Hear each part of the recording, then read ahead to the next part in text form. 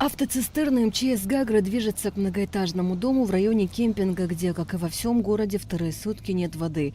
Какую-то часть привезенной воды переливают в резервуары, установленные в подвалах самими жильцами, а кто-то в торопях идет к машине со своей тарой, пластиковыми бутылками. Спасатели МЧС привозят воду из Ольгинского источника. По словам начальника штаба пожарно-спасательного отряда по охране Гагрского района Давида Агарба, для обеспечения горожан водой задействовано 4 спецмашины. Чтобы обеспечить жителей одного подъезда многоэтажного дома, машины совершают по 2-3 рейса в течение суток.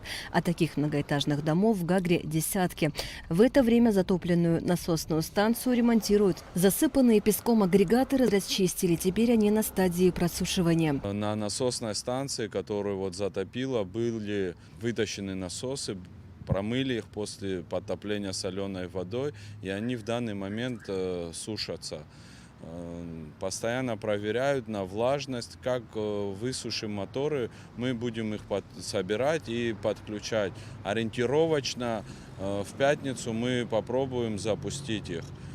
Посмотрим, очень надеемся, что все будет нормально.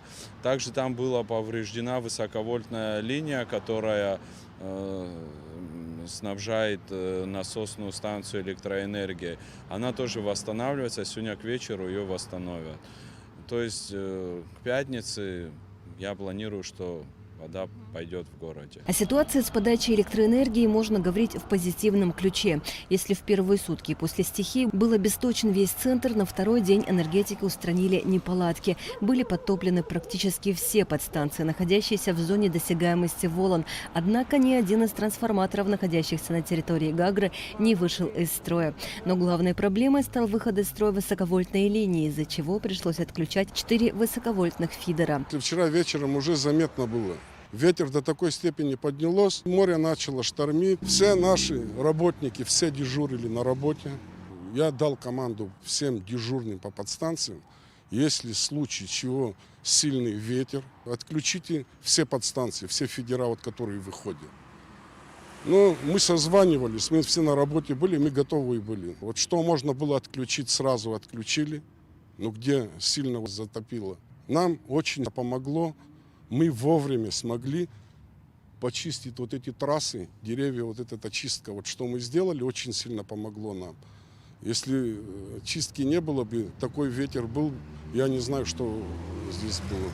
Нужно отметить, что энергетики, прежде чем подать электричество, осушили подстанции, конечно же, подвалы многоэтажных домов. По Гагрскому району работают всего 5 бригад энергетиков. Благодаря их скоординированной работе удалось избежать аварийных отключений и обеспечить горожан электричеством уже на второй день. Единственный объект, который сейчас отключен от подачи электричества, это Амза Парк-отель. До сих пор без электричества мы просто откинули его.